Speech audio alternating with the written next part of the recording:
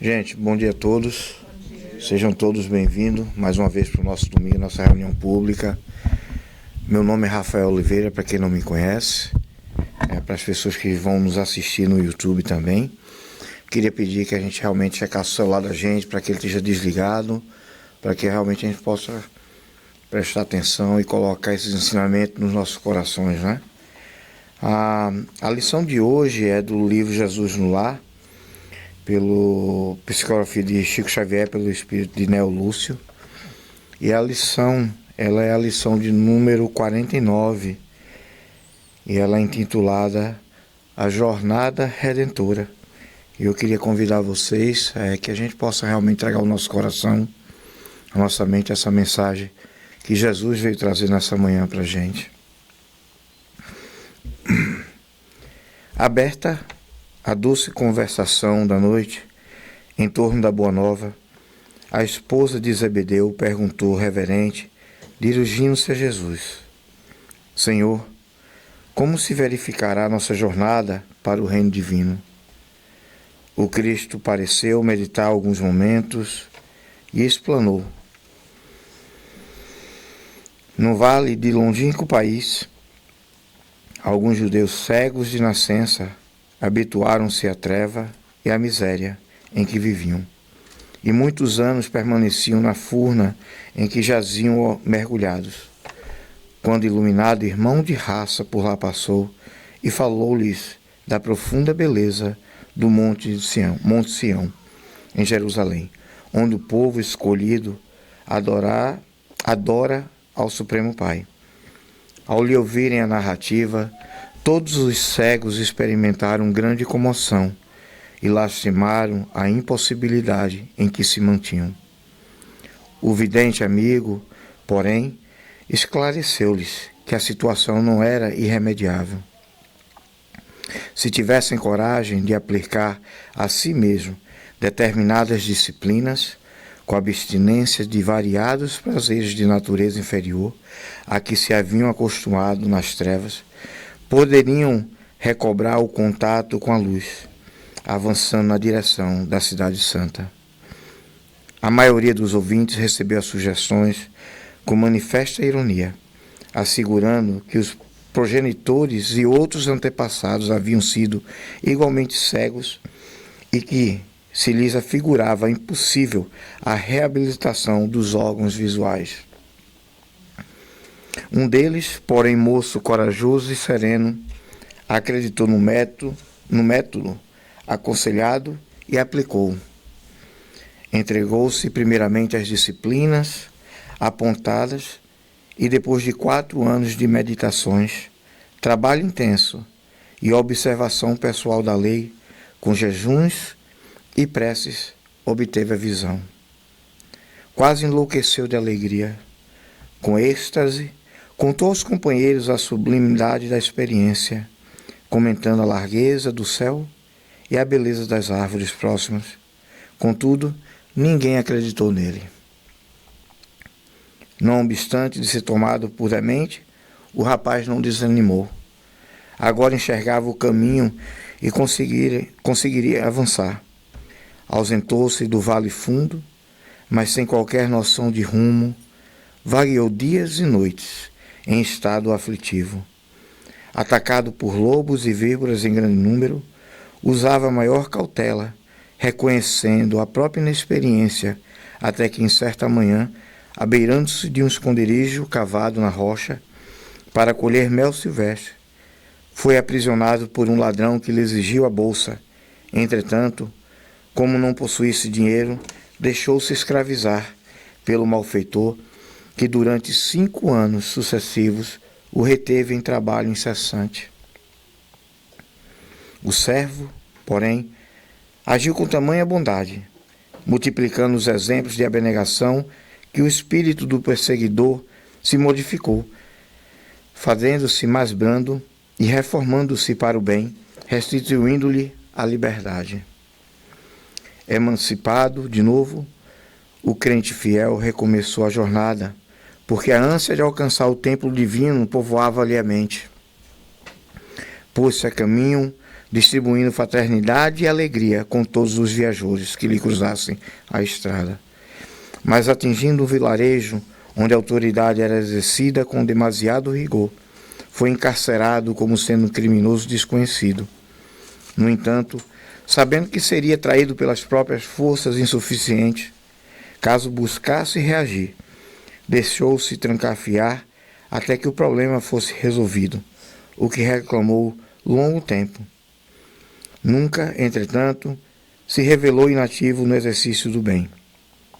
Na própria cadeia que lhe feria a inocência, encontrou vastíssimas oportunidades para demonstrar boa vontade, amor e tolerância, sensibilidade às autoridades, sensibilizando as autoridades, que o libertaram enfim.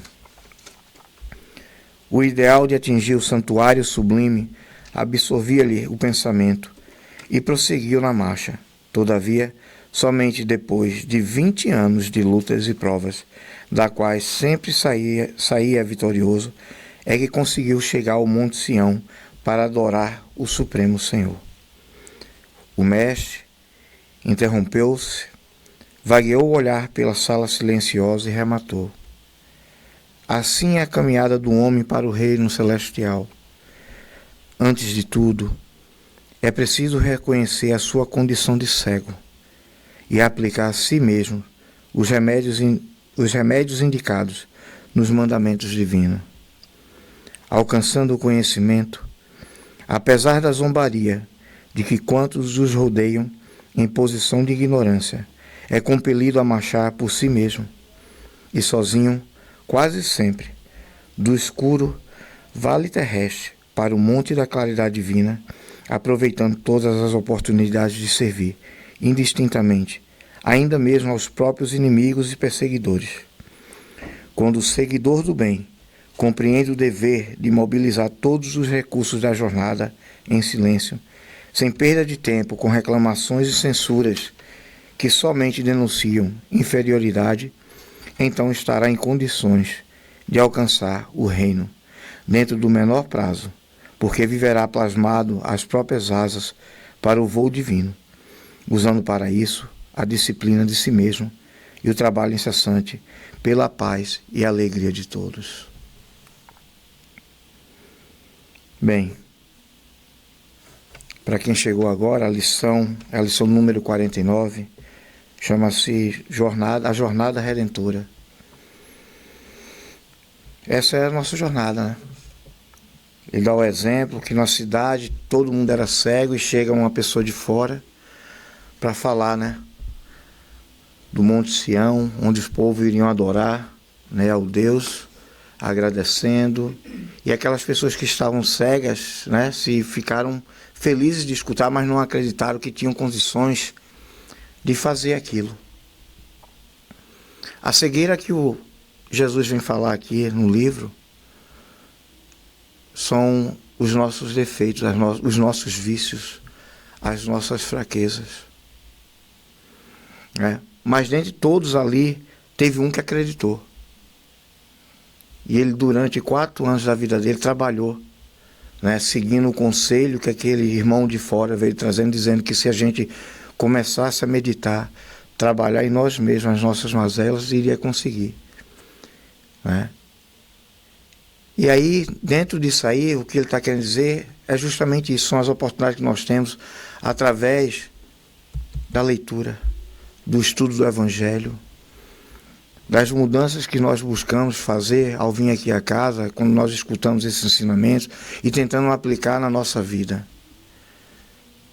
Né? A visão é isso. Quando a gente enxergar o que Jesus, há mais de 2000 anos, deixou para nós, que através dessas mensagens, através do livro dos Espíritos, dos ensinamentos que nós encontramos, e do Evangelho que ele nos deixou, aí sim a gente vai estar enxergando como esse irmão enxergou. Hoje somos como os outros, ignorantes e cegos. Porque quantos de nós viemos todos os domingos aqui nessa casa e quantos de nós aplicamos os ensinamentos que aqui são dados? Eu faço a pergunta a vocês, não precisam me responder. Respondam com a sua própria consciência. Quanto de vocês, ao sair daqui do domingo, praticam alguma coisa do que foi aprendido aqui? Quantos? Eu me incluo nisso também, gente. A diferença é que hoje eu me esforço muito para me tornar uma pessoa melhor e me tornei. Eu não sou o mesmo Rafael de 13 anos atrás, quando cheguei nessa casa, doente, procurando socorro no atendimento fraterno. Mas a caminhada não é fácil, gente. Tenho meus tombos, eu tenho minhas fraquezas, os meus vícios. Mas nesse conhecimento, nesse meu evangelho, eu encontrei uma coisa muito mais poderosa. Eu encontrei fé. E a fé, ela anda com a esperança. Então, enquanto houver fé, há a esperança. A esperança de que eu vou me tornar uma pessoa melhor. A esperança de que eu vou aprender esse evangelho e vou praticar junto aos meus irmãos. Primeiramente em mim. Porque eu não tenho como ajudar o meu ou o próximo se eu não estou bem. Às vezes, sabe, porque eu trabalho isso e busco esse conhecimento e tento aplicar isso na minha vida, mas a gente começa com as coisas mais fáceis. Se eu tenho dívidas, eu nunca vou tentar começar a pagar a dívida maior, porque às vezes o meu dinheiro não dá. Eu vou começar pagando a menor e vou trabalhando para conquistar o dinheiro para compensar aquela dívida e negociar em parcelas pequenas. Assim nós temos que fazer com as nossas fraquezas e os nossos vícios. Vamos negociar, né, com o banco divino. Jesus, eu quero mudar. Eu vou começar por isso. Eu fumo, eu vou diminuir. Se eu fumo uma carteira, eu vou passar por uma meia. Semana que vem eu fumo menos, um quarto só. Se eu tenho um vício da bebida, eu vou procurar um alcoólico anônimo. Cada um aqui sabe dos seus vícios, das suas fraquezas. Isso a gente sabe. Eu não sei o problema de vocês, nem vocês sabem o meu. Mas cada um aqui sabe dos seus problemas, dos seus vícios, sabem o que é que fazem vocês caírem. O que falta é a gente praticar o que a lição vai dizer, meditar e começar a fazer esse esforço em buscar sermos pessoas melhores. A jornada começou desde o dia que Deus nos criou como espírito. E Deus nos criou perfeito, com todas as virtudes. Fomos criados perfeitos. Só que Deus deu uma coisa maravilhosa para a gente. O livre-arbítrio. É lindo. É maravilhoso. Mas quando a gente sabe usar. E por nossos próprios caminhos, nossas próprias escolhas, desviamos os nossos caminhos. Mas voltamos à estrada de novo, correta. Aí desviamos de novo. E vamos. Assim é a nossa jornada redentora. Mas um dia a gente vai caminhar no caminho certo. Assim como Jesus. Porque acredite ou não, Jesus já foi como cada um de nós aqui. Hoje ele é um espírito crístico, muito evoluído, bilhões de anos à nossa frente. Mas Jesus já passou por tudo isso.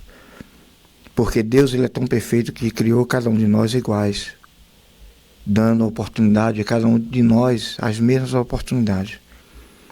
Uns evoluem mais rápido porque se esforçam mais, outros menos porque ainda não acordaram e não enxergaram a necessidade do melhoramento que tem que fazer na sua própria vida. Aproveitem as oportunidades que vocês estão tendo hoje aqui, de estar nessa casa, de estar aprendendo e tendo a oportunidade de praticar, primeiramente com vocês mesmos, depois lá fora. Porque as oportunidades elas são diárias na nossa vida. Todo dia, ao sair daqui, eu sair da nossa casa, eu vou encontrar alguém passando fome, com dificuldade, com desespero. Pessoas nos hospitais, pessoas desesperadas que tentam tirar a sua própria vida. Vocês acham que porque moramos no país de primeiro mundo, nós não passamos por isso? Vocês acham que aqui não tem gente passando fome? Tem gente, tem muita. Mas é muito bom a gente olhar uma pessoa no sinal de dinheiro e falar, poxa, eu sou um imigrante legal e estou trabalhando, por que aquela pessoa não trabalha? Porque não quer.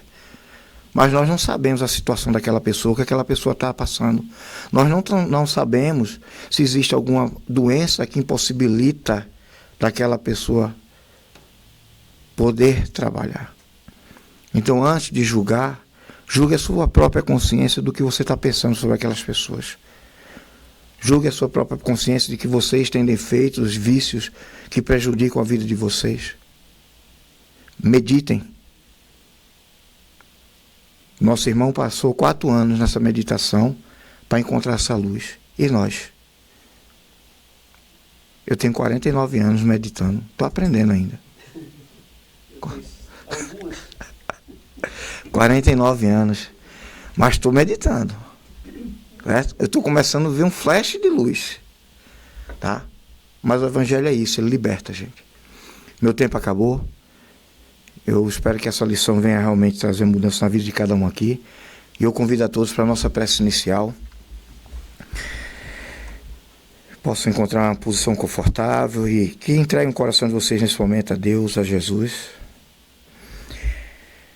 Mestre, eu quero te agradecer imensamente pelo dom da vida, pela oportunidade de estar aqui com meus irmãos de caminhada, nessa jornada redentora. Quero te agradecer por essa lição tão maravilhosa e tão bonita, que ela realmente venha transformar a nossa vida nesse caminhar, nessa estrada, que venha fortalecer os nossos pensamentos e os nossos sentimentos. Abençoa a vida de cada um aqui presente e daqueles que por alguma razão não puderam estar aqui. Derrama sobre a vida daqueles, Jesus, que estão lá fora, todo o teu amor e toda a tua luz. Abençoe os nossos irmãos que aqui vão estar, trazendo o livro dos Espíritos e o livro do Evangelho. Que a tua mensagem venha tocar o coração de cada um e fortalecer a nossa vida, hoje, agora e sempre. Que assim seja. Meu muito obrigado. E o livro dos Espíritos está com o nosso irmão Luiz.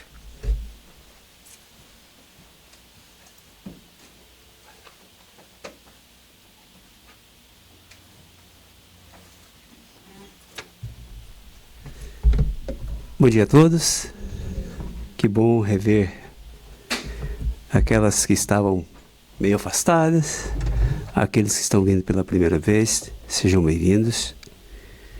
E como é de praxe, nós temos a abertura, o estudo do Livro dos Espíritos, e o Livro dos Espíritos é um livro de estudos, pois foi a obra básica que nos trouxe Allan Kardec através das mensagens dos Espíritos superiores, para que codificasse a nossa doutrina, que hoje nós estamos com ela.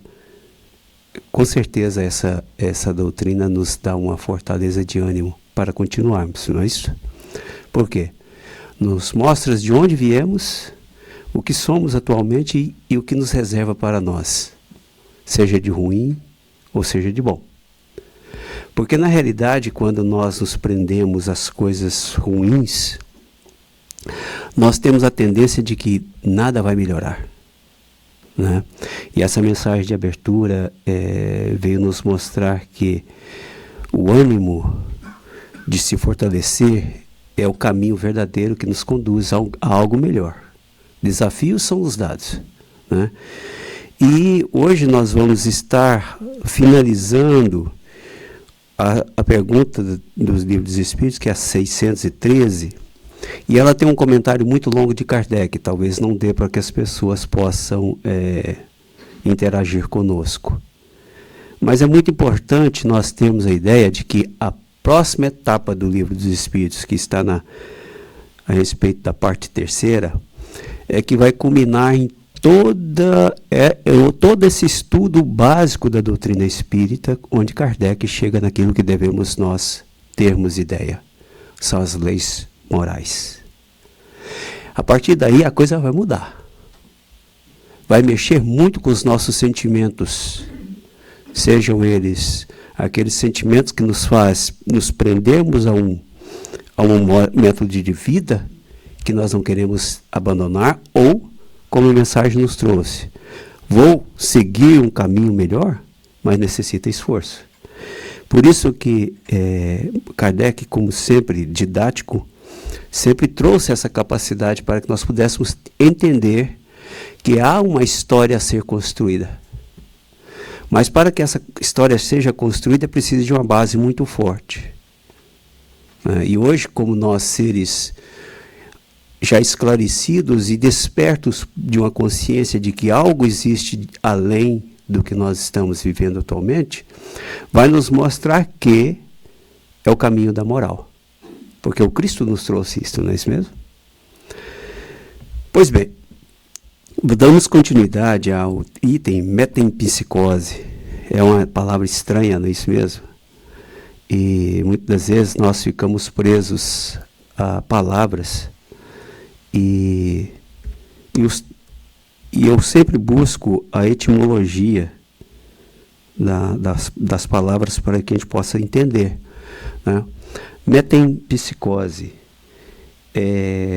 ela vem do grego, meta, que é além de, e psique, alma, né? Além da alma, certo? Literalmente é mais ou menos esses termos, né?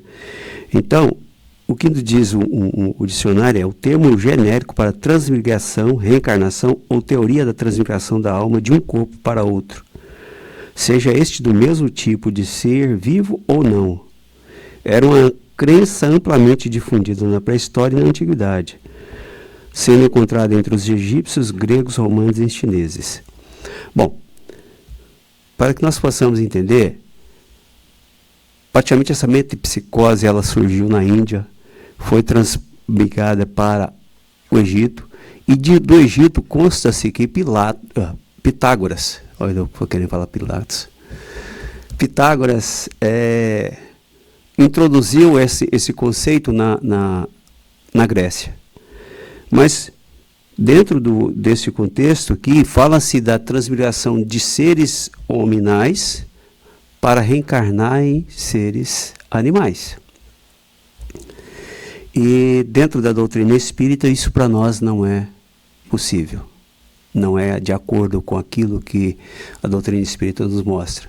Que o espírito nunca retrograda, ele sempre evolui. Qual o motivo de eu voltar para um corpo de um animal? Para nós não há mais sentido. Bom, a 603, Kardec questiona aos codificadores. Embora de toda errônea, ele já conseguiu dizer que é errônea, ele já se foi convencido a isto. A ideia ligada à metempsicose, se não terá resultado do sentimento intuitivo que o homem possui. Deixa eu elaborar de novo, gente. Embora de toda errônea, a ideia ligada à metempsicose, se não terá o resultado do sentimento intuitivo que o homem possui de suas diferentes existências,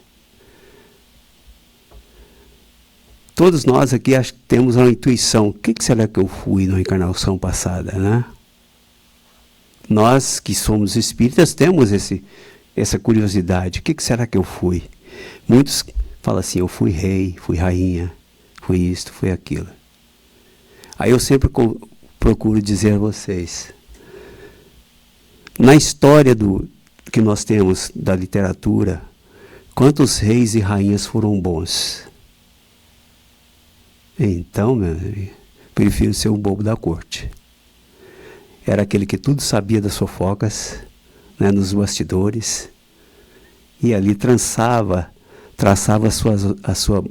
seu modo de se manter no poder. Que o bobo da corte de bobo não tinha nada, né? Era o que conhecia os segredos do rei, da rainha e outras coisas mais. Talvez eu tenha sido um bobo da corte, viu? Meras especulações, tá bom? Mas, eu não poderia ser um anônimo. Não, anônimo eu não queria ser. Mas poderíamos ter sido. E o que os espíritos dizem, os espíritos benfeitores dizem a Kardec?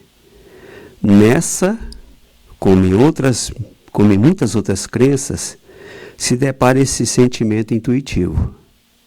O homem, porém, o desnaturou, como costuma fazer com a maioria de suas ideias intuitivas.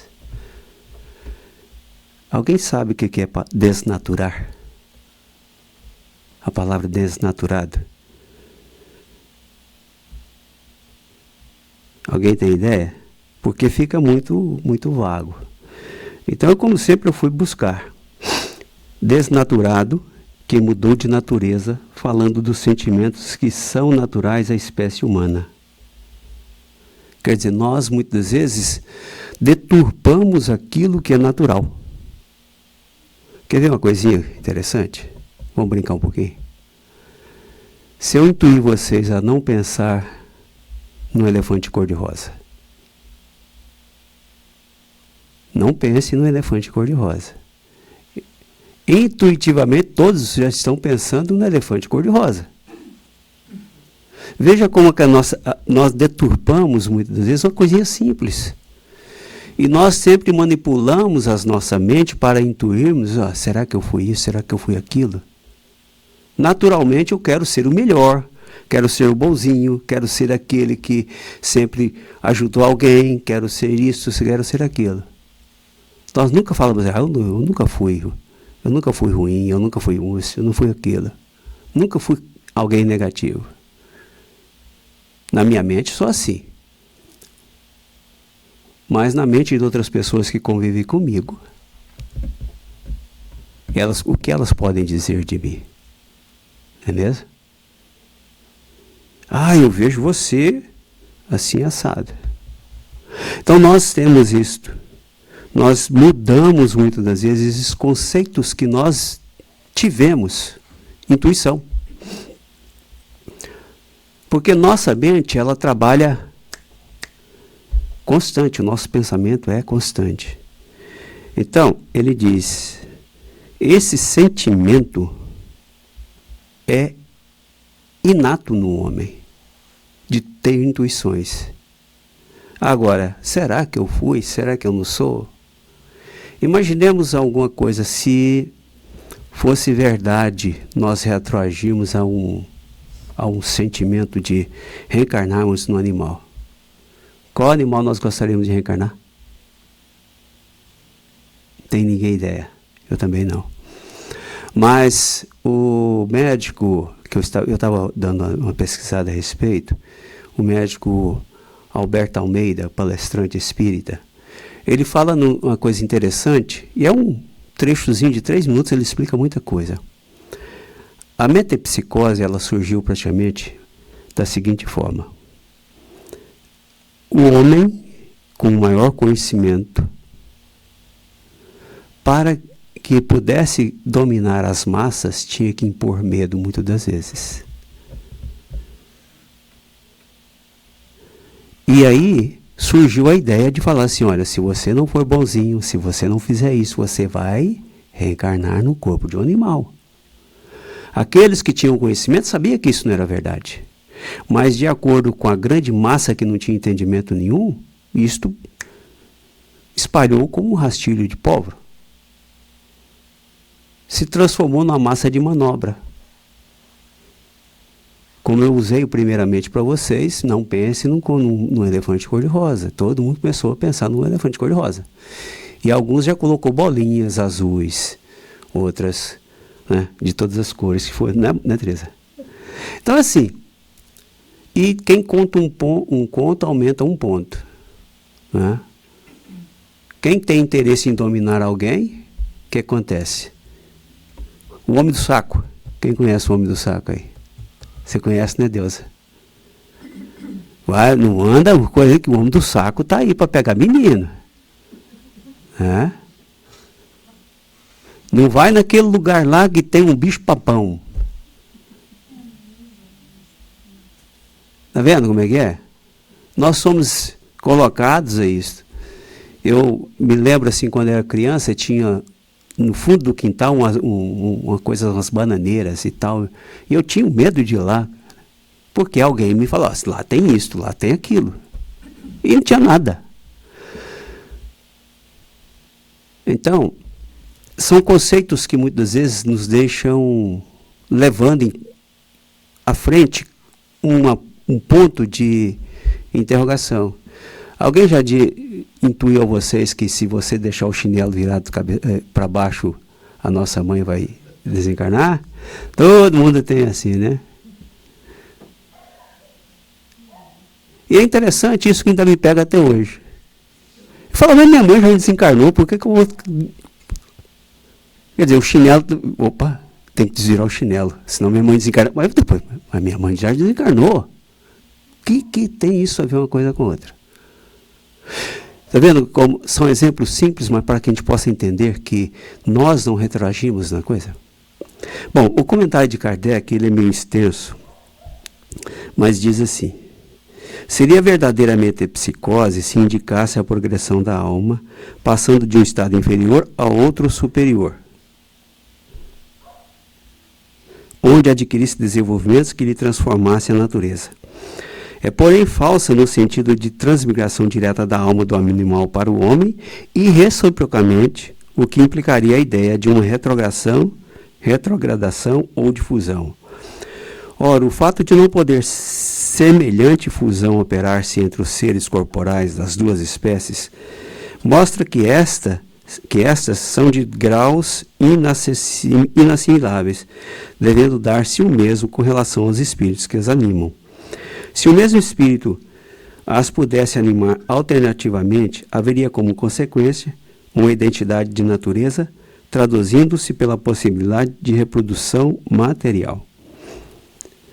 A reencarnação, como os espíritos a ensinam, se funda ao contrário na marcha ascendente da natureza e na progressão do homem dentro de sua própria espécie, o que em nada lhe diminui a dignidade. O que o rebaixa é o mau uso que ele faz das faculdades que Deus lhes outorgou para que progrida.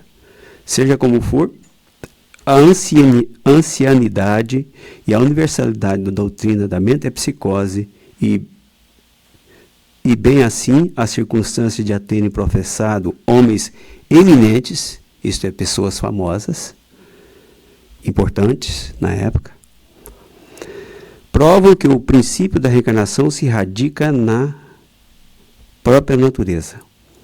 Antes, pois, constituem argumentos a seu favor que contrários a esse princípio. O ponto inicial do espírito é uma dessas questões que se prende à origem das coisas e de que Deus guarda o segredo. Fazendo um adendozinho aqui. Quem compreende e quem entende Deus com profundidade aqui? Ninguém. Os espíritos crísticos, sim, eles compreendem Deus. Tanto é que muitos confundem quando Jesus fala assim: eu estou no Pai e o Pai está em mim. Isto é, ele compreende com a profundidade tão grande que ao mesmo tempo eles se fundem com o Espírito Divino. Né? Esses espíritos crísticos, sim, têm a condição de dizer isto. O Rafael mesmo colocou aqui. O Cristo também está a bilhões e bilhões de anos terrestres, né? À nossa frente. Eu já ouvi de uma pessoa muito querida nossa que, considerando o tempo terrestre, é 20 bilhões de anos. Sendo que a Terra tem 4 bilhões e meio. Tanto é que lá em João, o Cristo fala assim: antes da Terra existir, eu já era. Acho que é João 17, alguma coisa assim. Está lá. Dado não é ao homem conhecê-las de modo absoluto, nada mais lhe sendo possível a tal respeito do que fazer suposições, criar sistemas mais ou menos prováveis.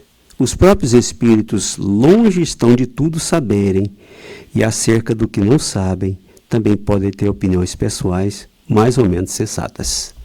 Outra adendo aqui. Vocês falam que eu conheço muito, né? Não conheço. Qualquer um de vocês pode ter maior conhecimento do que eu tenho. Vocês têm que fazer julgamento das coisas que vocês já têm, e não daquelas pessoas que já têm. Porque se assim não for, nós poderemos ser manipulados por aquelas que muito sabem. Usemos o nosso bom senso. Eu posso afirmar coisas aqui, mas eu tenho que provar de onde eu tirei. Porque se assim não for, eu estarei indo contra algo que nos mostra que eu não estou sendo verdadeiro. Quando alguma coisa nos é dada, olha, isso é meu, mas isso está em tal lugar, eu tenho que mostrar. Não é isso? E os espíritos, quem são os espíritos? Nós, que estamos fora, eles estão fora do corpo físico, mas um corpo menos denso, que nós não percebemos muitas vezes, com a sua mesma inteligência quando desencarnou, com a sua sabedoria ou com a sua ignorância. E não sabem tudo, como nós mesmos dissemos. Sócrates não disse, eu só sei que nada sei. Né?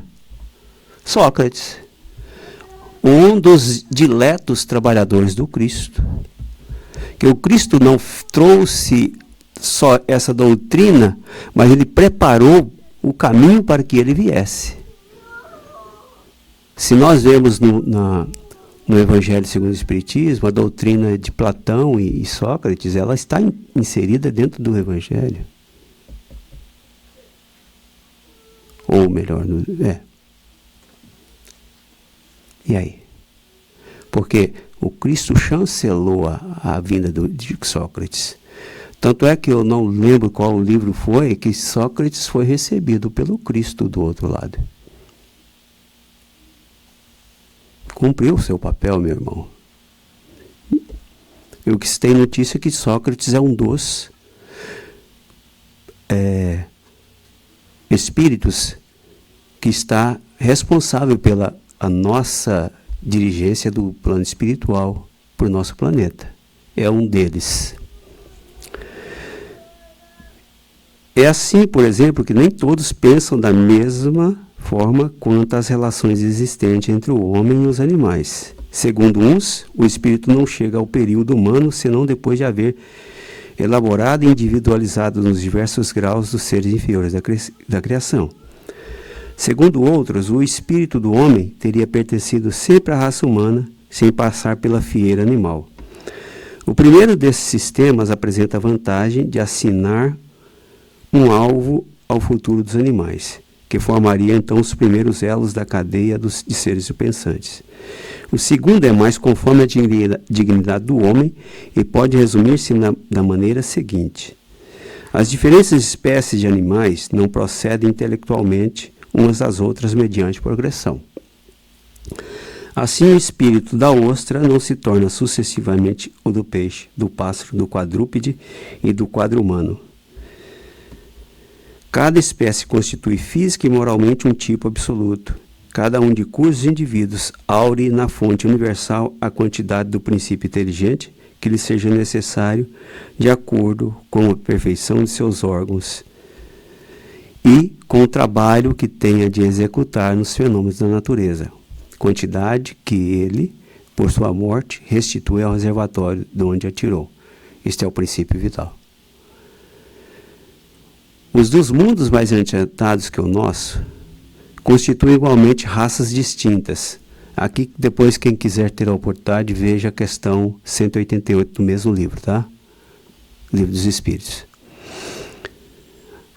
Constituem igualmente raças distintas, isto é, diferentes, apropriadas às necessidades desses mundos e ao grau de adiantamento dos homens, cujos auxiliares lhes são, mas de modo nenhum procedem das da terra, espiritualmente falando. Outro tanto não se dá com o homem. Do ponto de vista físico, este forma evidentemente um elo da cadeia dos seres vivos. Porém, do ponto de vista moral, há entre o animal e o homem solução de continuidade. O homem possui como propriedade sua a alma ou espírito, centelha divina que lhe confere o senso moral e um alcance intelectual de que carecem os animais e que é nele o ser principal que preexiste e sobrevive ao corpo, conservando sua individualidade. Veja bem que Kardec usou um tema aqui, o senso moral. Animal tem senso moral? Não. Então, a partir do momento em que nós estamos nesse senso moral, é admissível que nós retornemos a um ser, um animal? Então, veja só, por punição, como foi nos dito inicialmente, as pessoas têm medo, bom, eu vou ter que ser melhor, vou ter que ser isto, por imposição. O Velho Testamento não é totalmente impositivo? A mão de Deus vai recair sobre você se você fizer isto. Mas o Cristo disse que Deus é amor. Olha a evolução. E muitas das vezes, veja só, também o apóstolo Pedro disse assim, o amor, quem disse que o quê? De quê? De pecados.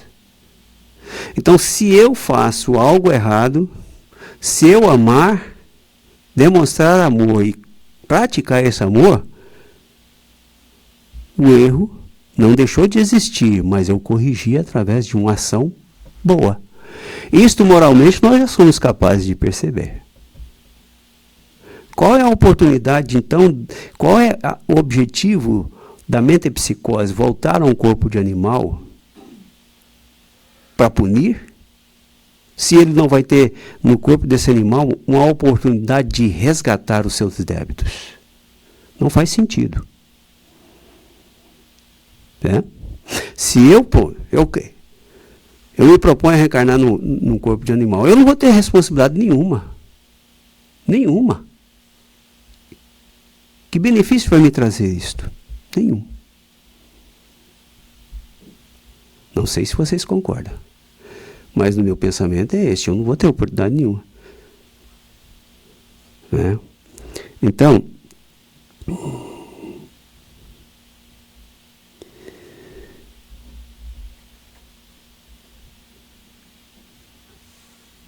o homem possui como propriedade sua a alma ou espírito, centelha divina que lhe confere o senso moral e o alcance intelectual de que carecem os animais e que é nele o ser principal que preexiste e sobrevive ao corpo, conservando sua individualidade. Qual a origem do espírito? É uma interrogação, hein? Onde é o seu ponto inicial? Forma-se do princípio inteligente individualizado? Tudo isso são mistérios de que fora inútil querer devassar e sobre os quais, como dissemos, nada mais se pode fazer do que construir sistemas. O que é construir um sistema? Esse sistema nós podemos iniciar, vamos colocar aqui, quem trabalha na área de elétrica aqui. Eu construo um sistema, depois eu vejo que esse sistema falhou. Em algum ponto ele falhou. Eu posso criar um sistema mecânico, como eu sou mecânico, mas eu parto de um princípio básico, ok, assim, assim, assim. Mas dentro desse princípio, qual a utilidade, qual é a base de... Vai consumir muita energia? Vai produzir mais energia do que o que se gasta? Opa! Se produzir menos energia do que se gasta, é um sistema falido. Então nós trabalhamos em hipóteses, certo?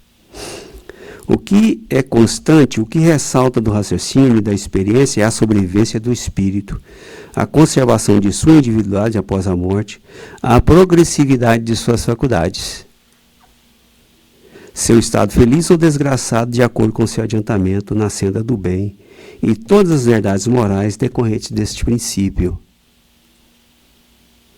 Quanto às relações misteriosas que existem entre o homem e os animais, isso, repetimos, está nos segredos de Deus. Como muitas outras coisas, cujo conhecimento atual nada importa ao nosso progresso e sobre as quais seria inútil determos-nos. Veja como Kardec finaliza. É inútil nós nos determos a isto. Especulações que vai simplesmente tomar tempo que nós vamos perder. E isto aqui está sob forma didática. Por isso que no início eu disse, o importante de tudo que Kardec nos colocou anteriormente, para dizermos de onde viemos, como somos, o que podemos ser, é para nos mostrar que a parte terceira é a parte mais importante, que é o desenvolvimento moral do ser. Tá bom? Um bom dia a todos. Nós vamos ter o nosso evangelho que está com o Carlos. Já estou falando que tem mudança, né? O pessoal aqui abriu a reunião de hoje já falando o que eu ia falar. O Rafael já falou quase tudo que eu preparei para falar. Mas, gente, bom dia. Tudo bom, Luiz? Quanto tempo? É um prazer estar aqui de novo. A gente ficou fora 3 semanas e a gente sentiu saudade. Essa casa aqui é o nosso segundo lar. Então a gente sente saudade. Viajar é bom, mas voltar para casa é melhor ainda. Gente, e eu resolvi falar sobre esse tema, mudanças.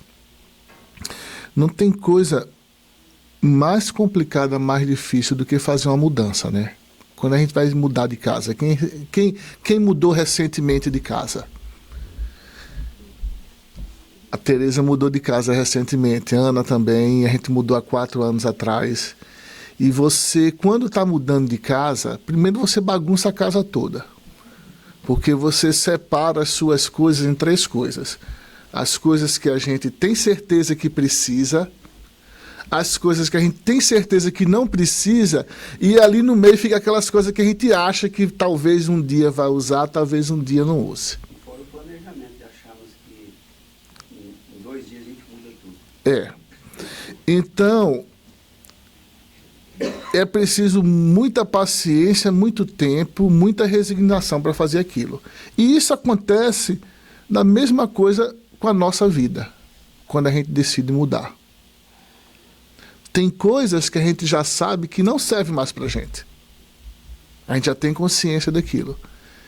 Tem coisas que a gente tem certeza que serve para a gente. Tem coisas que a gente acha não está muito certo, mas dá para eu levar desse jeito. E depois a gente vai descobrindo que aquilo que a gente acha que dá para continuar daquele jeito, que na verdade não dá. E tem coisa que a gente tem certeza que vai servir para a gente, que a gente vai usar. Não, isso aqui é bom para mim. Completamente errado. E sabe por que é difícil essa mudança? Porque é muito difícil a gente sair da nossa zona de conforto. Só Deus sabe, nem a gente sabe quantas vidas a gente já teve antes dessa e quanto tempo a gente carrega os nossos mesmos vícios, as nossas mesmas fraquezas. É muito difícil mudar. É muito difícil. Então, a Lu, minha esposa, o tempo todinho fica reclamando comigo. Vai para fazer exercício, vai para academia, isso. E eu digo, não, tal dia eu vou. Você sempre planeja, na virada do ano eu vou. Não, quando eu voltar de férias eu vou.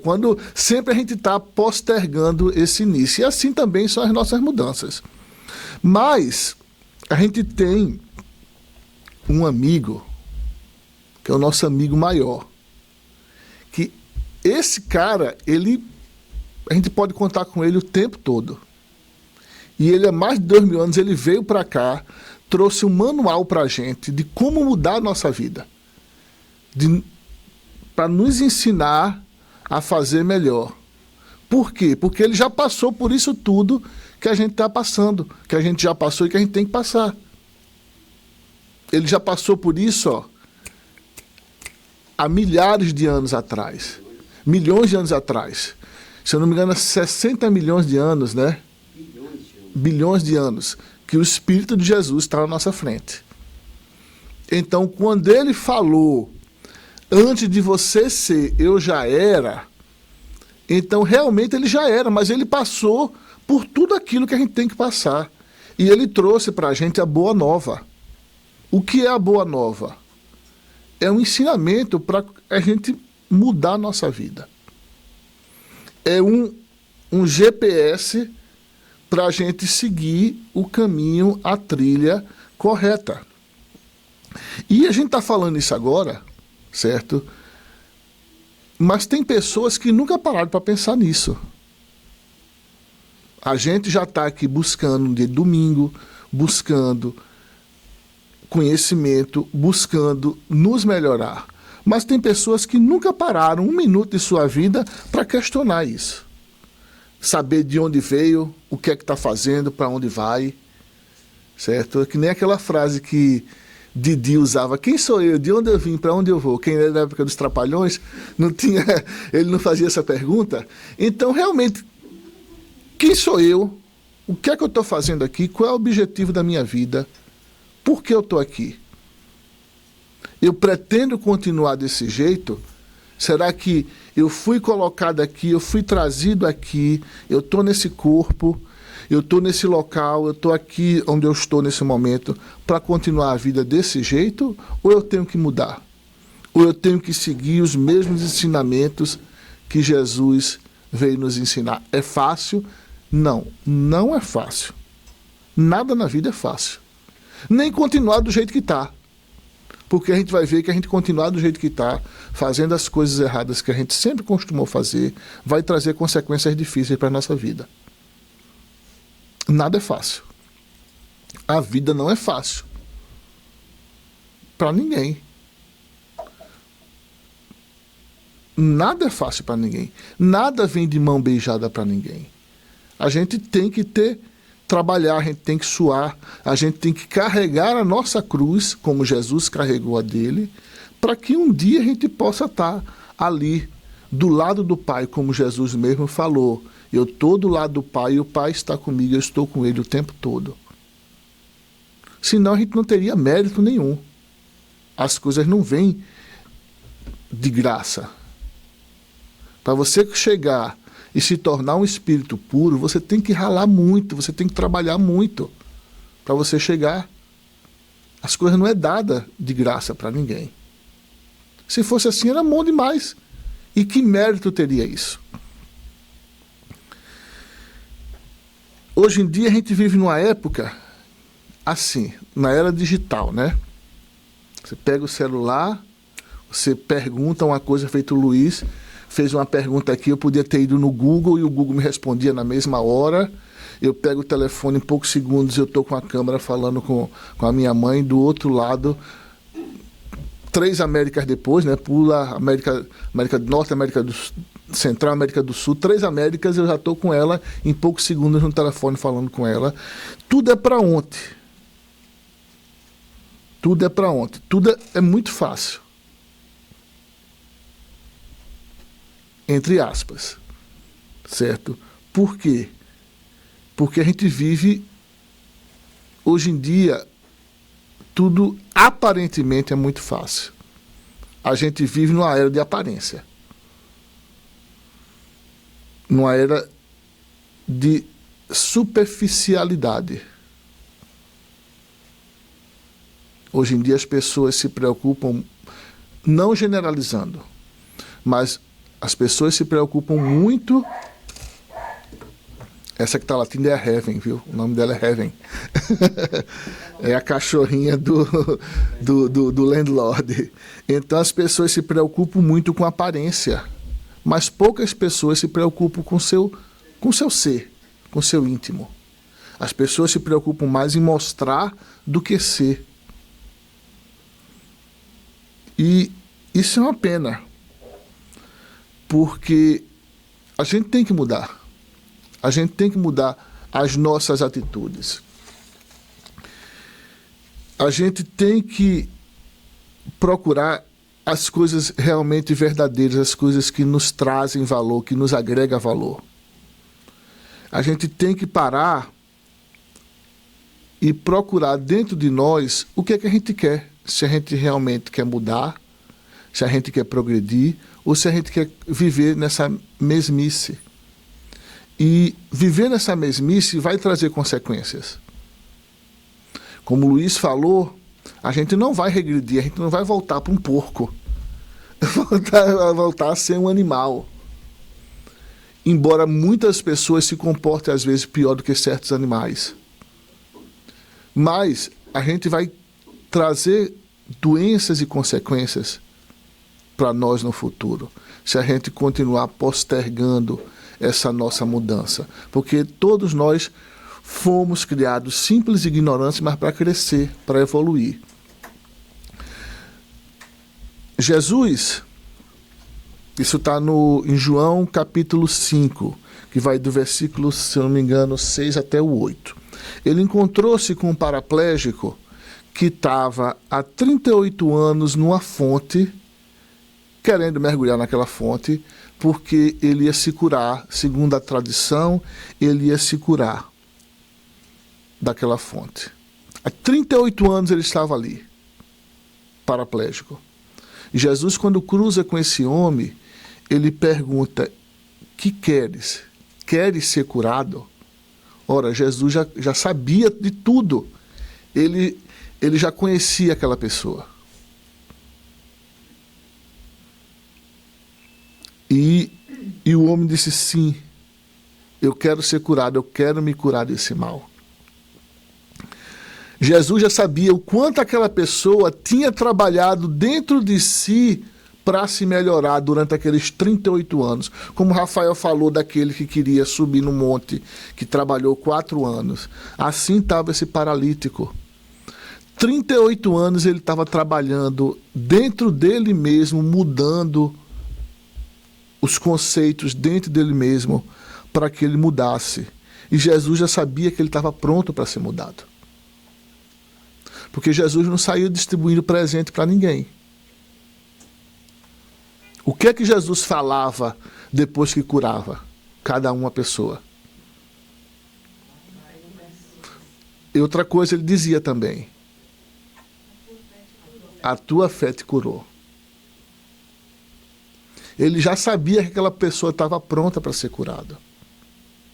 E o que foi que ele deu? Ele deu uma alavanca para aquela pessoa, porque ele sabia que ele já tinha passado, já tinha se modificado intimamente. E Jesus disse: é isso que tu queres, é a tua vontade, então vai, te levanta, porque a tua fé te curou. É isso que ele falava para o paraplégico. E o paraplégico se levantou e saiu andando. E as pessoas não entendiam o que tinha acontecido.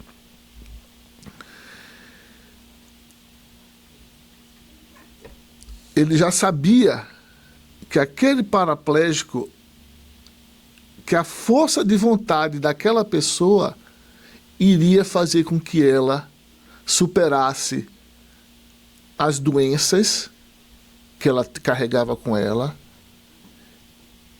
e se levantasse e andasse. Onde é que eu estou agora? Ok. Não, eu passei. Tá bom. Antes disso, dessa próxima tela, Grécia. Luiz falou sobre Grécia, sobre o filósofo grego Pitágoras. Pitágoras, aquele do teorema de Pitágoras, né? Então, tinha outro filósofo grego que ele nasceu por volta de 540 anos antes de Cristo. Grécia, ela é datada de 6.000 anos antes de Cristo. Então, 540 anos antes de Cristo, veio um pensador grego de nome Heráclito. Alguém já ouviu falar de Heráclito? Heráclito, ele tem uma frase muito conhecida. Essa frase fala sobre transformações e mudanças.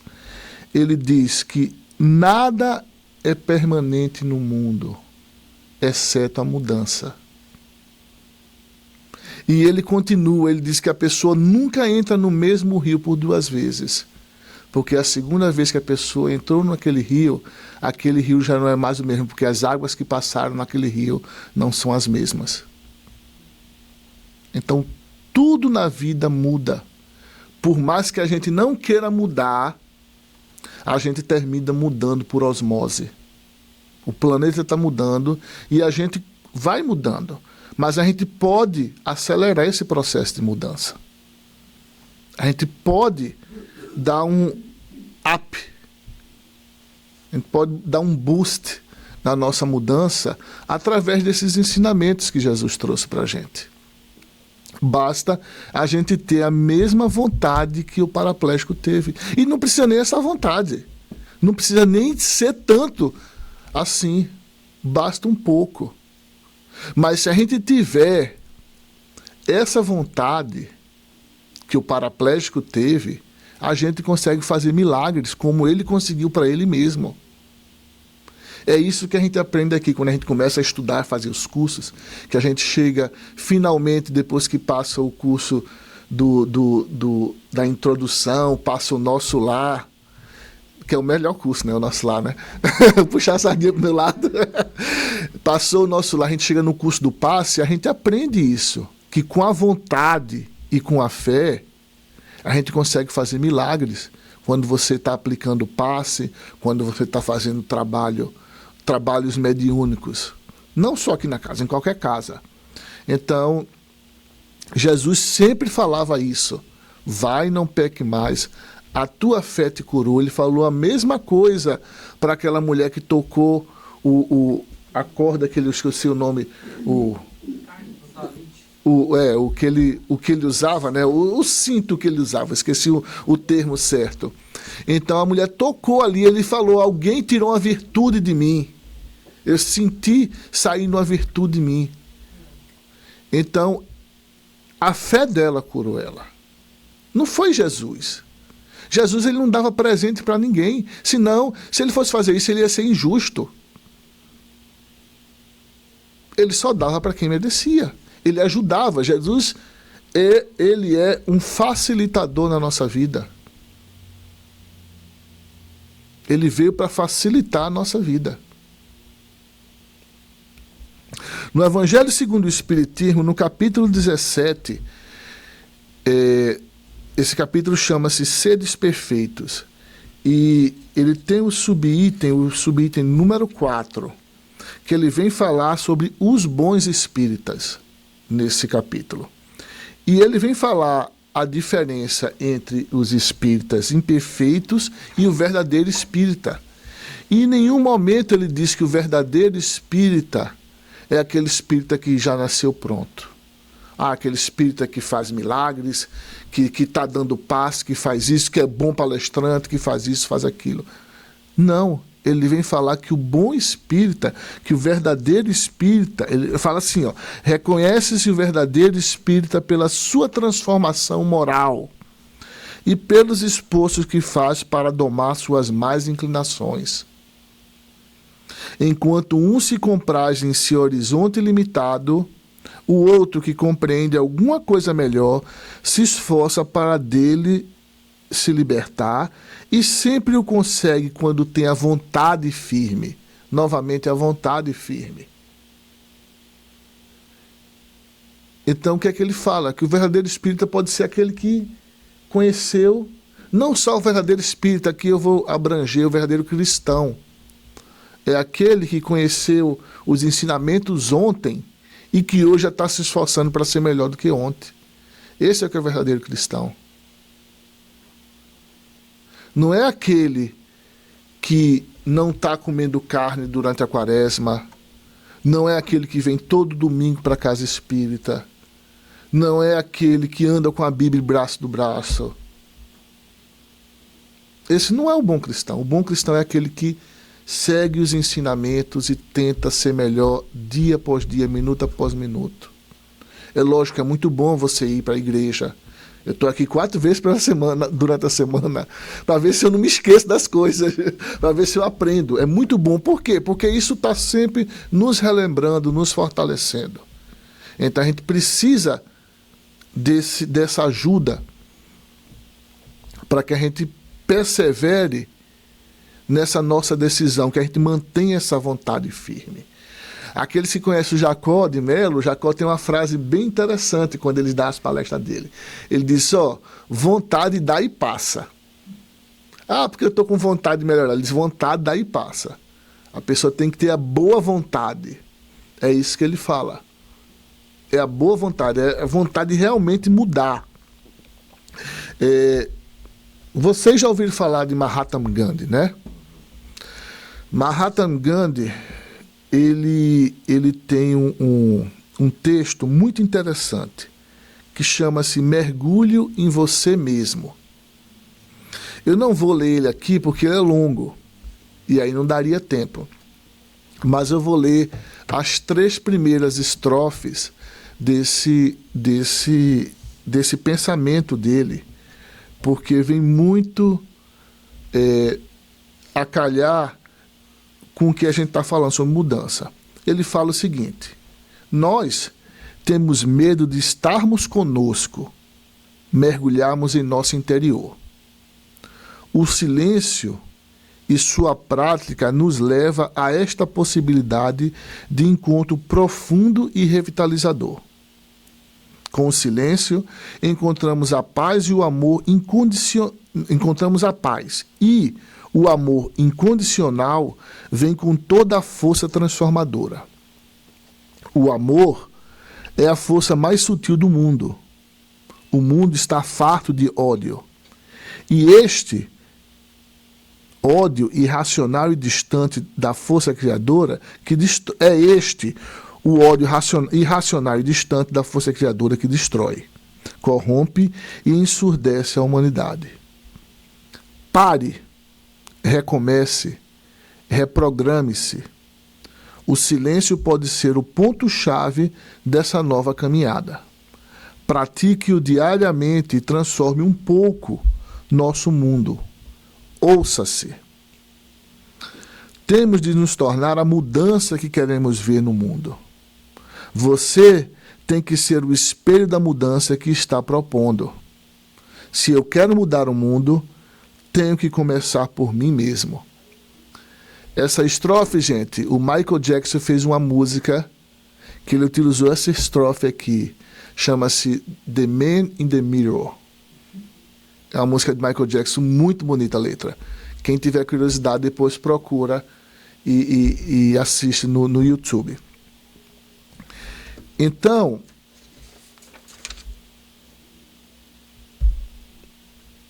o que é que a gente precisa?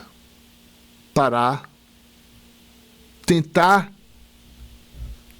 conhecer a nós mesmos. Não é fácil.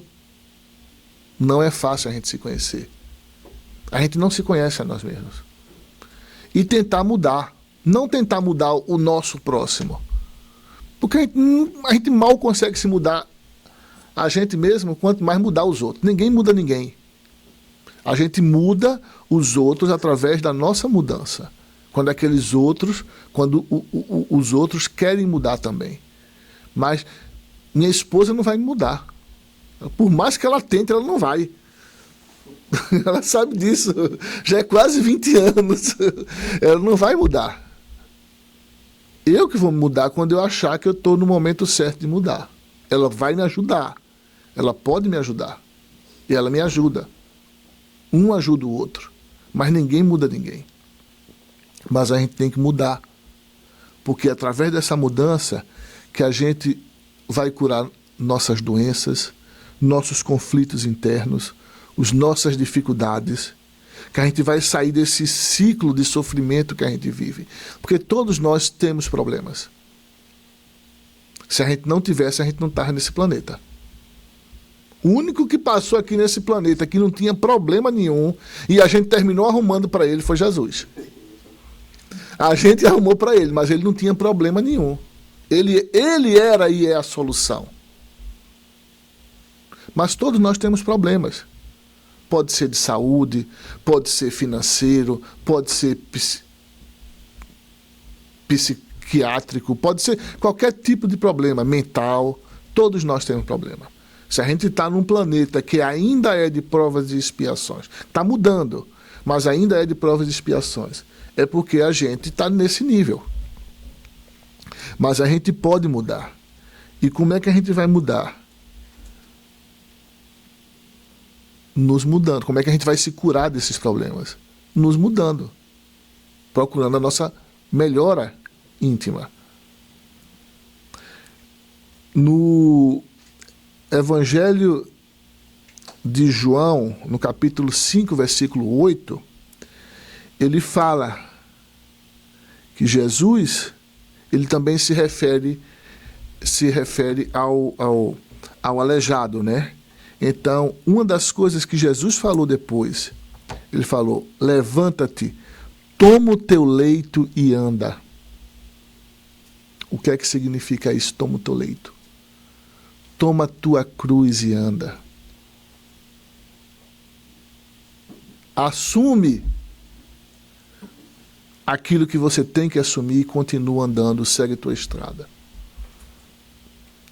Foi isso que Jesus falou. E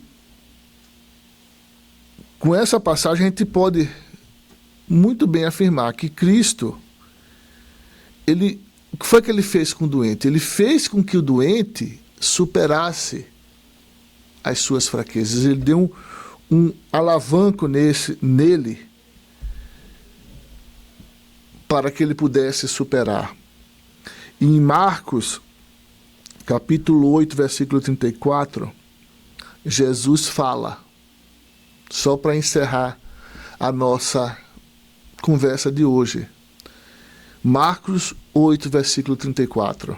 Ele fala: se alguém quiser vir após mim, a si mesmo se negue, tome a sua cruz e siga-me. O que é que ele quer dizer? A si mesmo se negue. Ele quer dizer: pega esse homem velho, que é você, deixa ele para trás.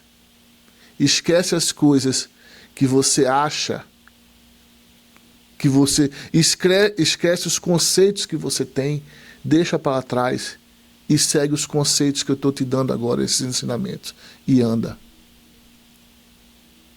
Isso foi o ensinamento de Jesus. Deixa tudo para trás. Tudo que a gente acha que a gente está fazendo certo e que não é certo. As coisas que a gente tem certeza que não precisa mais. As coisas que a gente acha que precisa, mas que não precisa. E rever essas coisas que a gente acha que está boa, que vai usar no futuro, na nossa casa nova. Ver se essas coisas realmente têm valor. Se não tiver, deixa tudo para trás e segue Jesus. No livro O Ser Consciente, de Divaldo Franco, através de Joana de Ângeles, ela fala que Jesus não curou em nenhum milagre. Joana de Ângeles fala isso. Jesus não curou em nenhum milagre, porque a cura é a consequência das próprias buscas. Ele simplesmente ajudou aquela vontade firme que as pessoas queriam de ser curada, ele ajudou a se concretizar. Jesus, ele não fez nenhum milagre. O milagre que ele fez foi de acontecer, mas as vontades já existiam. O preparo e a vontade já existia dentro de cada um daquele que foi curado. Numa conversa que a gente teve com o espírito Dr. Fritz, certa vez, ele falou: a minha parte como médico eu faço. Se vocês vão continuar doente, aí é entre vocês e o Criador, não é comigo. O meu trabalho como médico eu estou fazendo. Então, depende de cada um de nós. Reflitam, certo? Isso não é nenhuma cobrança, porque não estou aqui para cobrar ninguém. Eu só tenho que me cobrar. Eu tenho que me analisar, tentar conhecer a mim mesmo e ver aquilo que eu posso ou não, eu devo ou não mudar em minha vida. E eu acho que tem que ser assim com todo mundo. Tá bom, gente? Boa semana para todos. A gente tem aqui a tarefa do passe agora. O passe não é obrigatório. E depois do passe nós voltamos para cá, porque nós temos a entrega da água fluidificada. Vamos agora só elevar o nosso pensamento ao nosso Pai Maior, ao nosso Mestre Jesus, aos nossos guias e mentores espirituais e agradecer tudo, agradecer por estarmos aqui neste momento, por ter chegado aqui neste momento e pedir força para que a gente nunca pare de mudar e de progredir em nossas vidas, para que a gente encontre nossas fraquezas e possa trabalhar nela dia após dia, para que amanhã a gente possa ser melhor do que hoje e assim consequentemente. Muito obrigado, Pai Maior, muito obrigado, Mestre Jesus. Esteja conosco hoje e sempre, e assim seja feita a tua vontade, Pai.